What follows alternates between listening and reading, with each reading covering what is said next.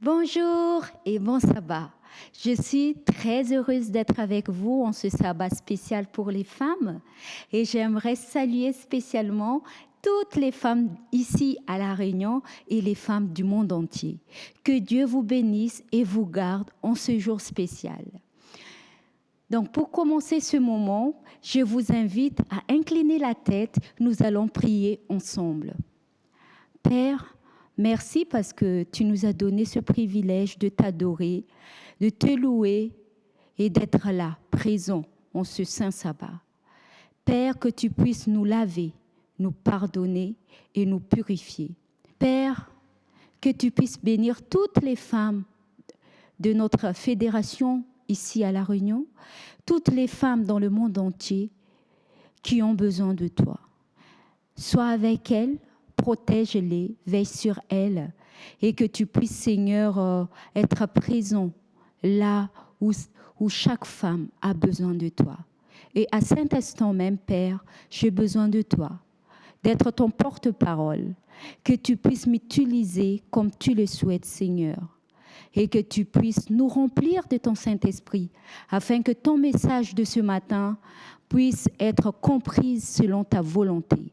Au nom de Jésus, que j'adresse toutes ces grâces. Amen. Avant d'entendre le message d'aujourd'hui, nous allons écouter ensemble le chant thème de notre fédération au niveau de ministère auprès des femmes, qui est « Nous sommes des femmes de foi ». Nous sommes des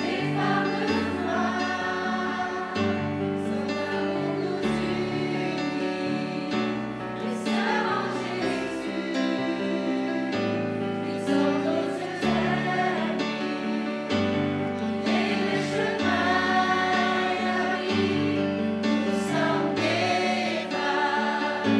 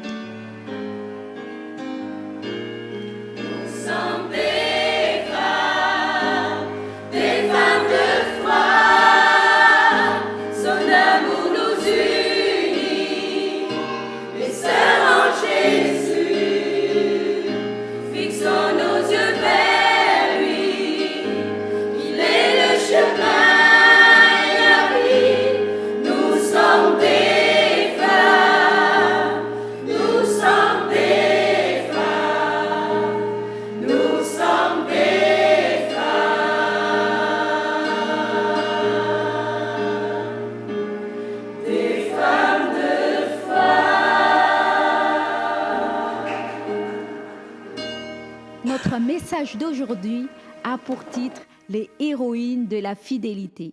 Et ce message a été écrit par la directrice des ministères auprès des femmes qui se trouve dans la division de l'Afrique occidentale et centrale. Il y a 2 mots dans ce titre. Il y a les héroïnes de la fidélité. Donc il y a héroïne et fidélité. Selon la dictionnaire de Cambridge, une héroïne est une femme qui est admirée pour avoir fait quelque chose de très courageux ou avoir accompli quelque chose de grand. Mais quand on parle ici de la fidélité, c'est quoi donc la fidélité? Pour pouvoir accéder à cette fidélité, il y a eu un engagement quelque part. Par exemple, un engagement dans les eaux des baptêmes, c'est mon engagement personnel avec Dieu. Il y a aussi d'autres types d'engagements, dans les fiançailles, dans les mariages ou autres encore, où je me suis engagée avec une personne en particulier que j'ai choisie, ou un engagement que j'ai fait avec une société ou une entreprise dont j'ai signé un contrat.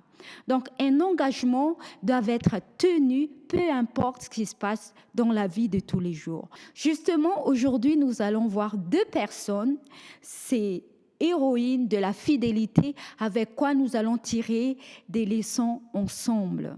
Après la mort de Joseph, les enfants d'Israël qui vivaient encore en Égypte continuaient à se multiplier.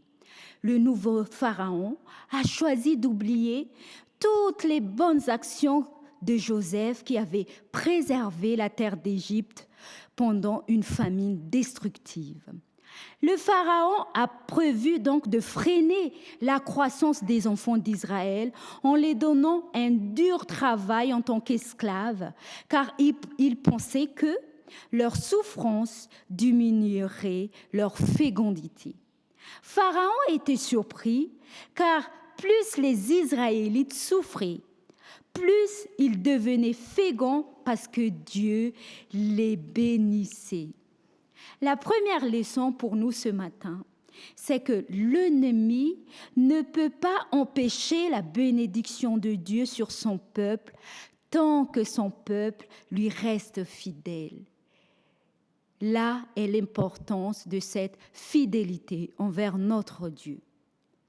Quand le premier plan a été échoué, Pharaon a décidé d'essayer une autre stratégie pour réaliser un plan mortel. C'est quoi sa stratégie de contrôle? Pharaon avait comme stratégie d'impliquer le service des sages-femmes pour contrôler les naissances afin de tuer ou d'exterminer les bébés garçons à leur naissance.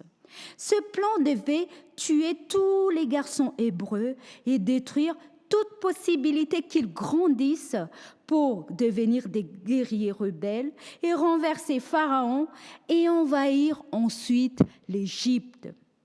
Nous pouvons lire ces stratégies dans Exode chapitre 1, versets 15 et 16.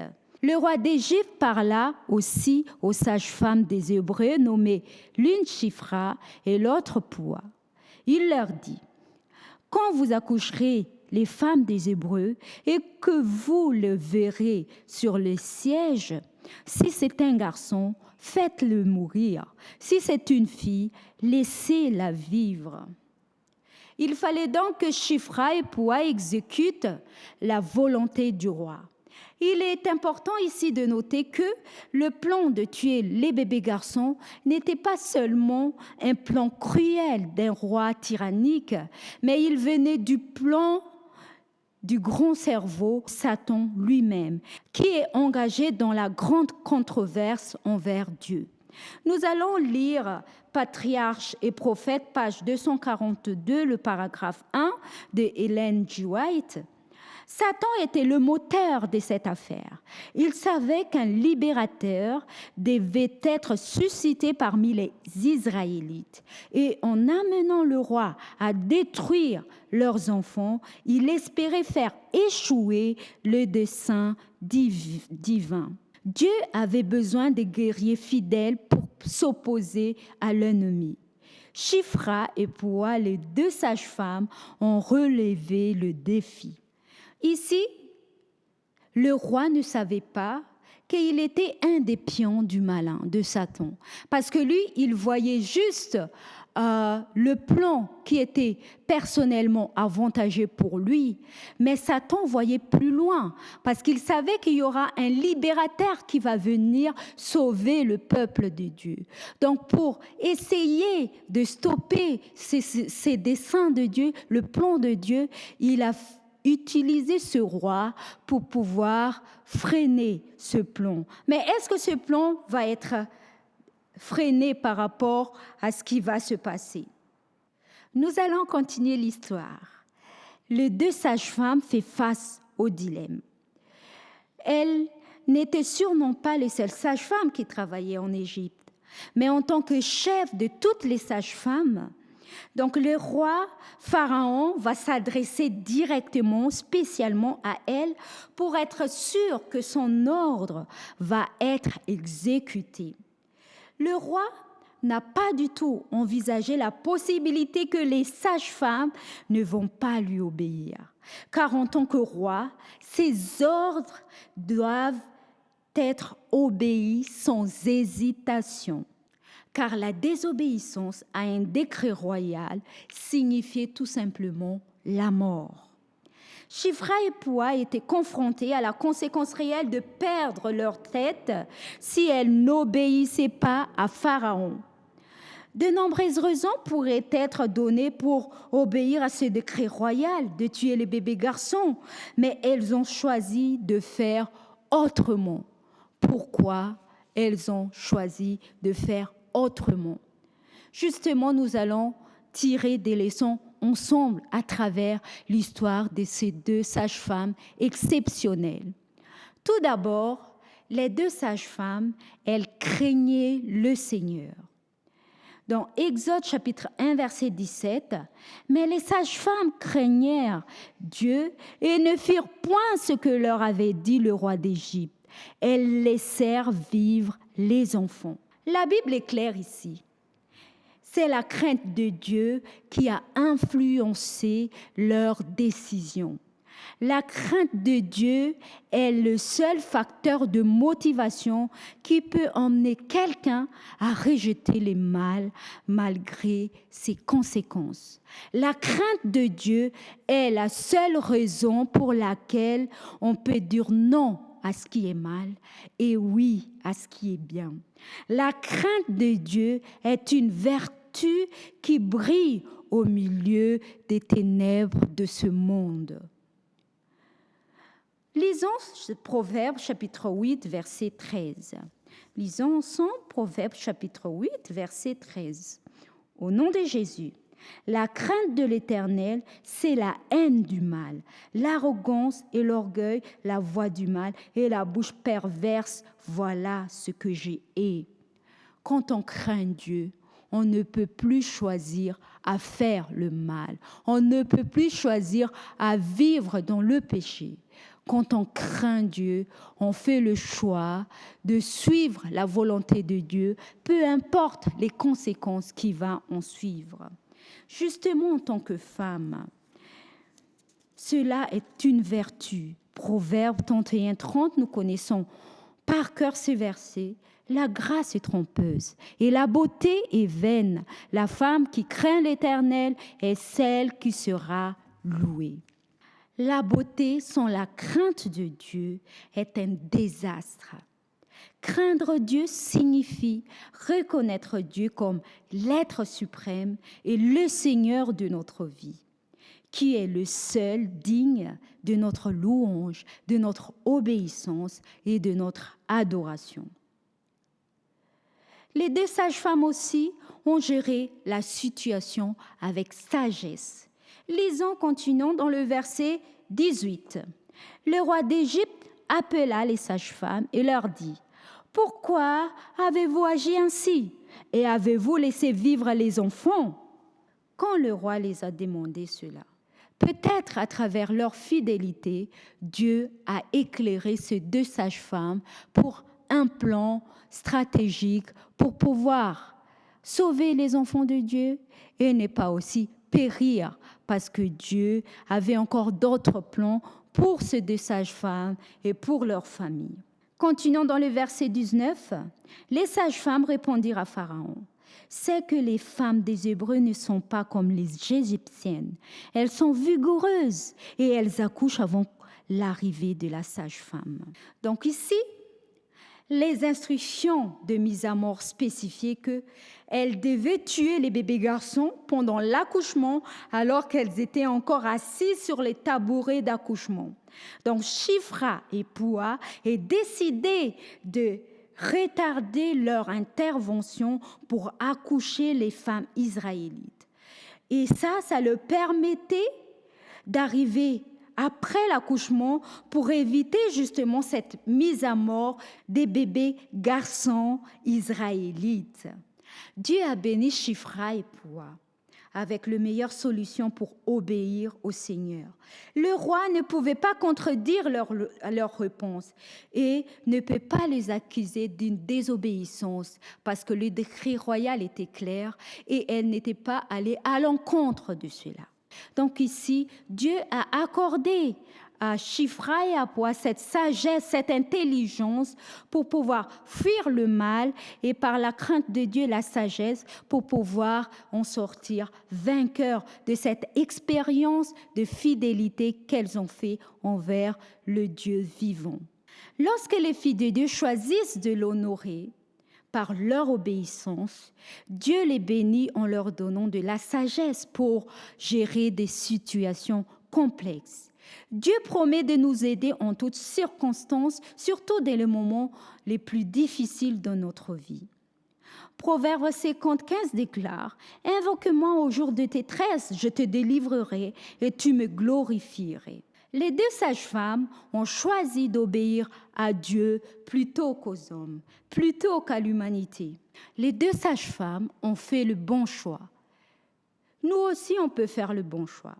Malgré leur désobéissance aux ordres du roi qui signifiait la mort, leur action démontre que dans la vie, un choix peut être fait en toutes circonstances. La vie consiste à faire des choix. Et nous sommes responsables de nos propres choix. Personne ne peut nous imposer des choix. Les choix nous appartiennent toujours. Et le meilleur choix, c'est le fait de s'opposer à l'injustice et de défendre les personnes qui sont sans défense. Ici, les deux sages-femmes ont décidé de s'opposer à l'injustice faite aux Hébreux en refusant d'exécuter l'ordre du roi. Elles ont refusé de tuer les sans défense et ont considéré que c'était leur droit moral de défendre les impuissants et préservant la vie des innocents, de ces bébés garçons. Dieu souhaite ardemment que son peuple aussi soit la voix de ceux qui ne peuvent pas parler. Nos enfants, des fois, sont sans défense et font face à l'injustice. C'est à nous, aux parents, de prendre en compte qu'est-ce qui est mieux pour nos enfants, pour leur vie meilleure. Et voilà la cerise sur le gâteau. Leur fidélité a sauvé le peuple hébreu.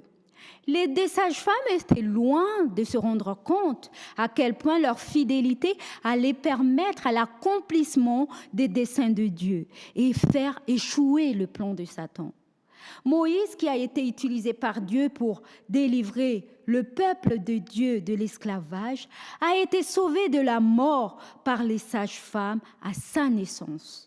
Les enfants d'Israël se sont multipliés donc et sont devenus assez nombreux pour former leur propre nation. Louons Dieu car Shifra et Poua ont fait le bon choix, obéir à Dieu et non aux hommes.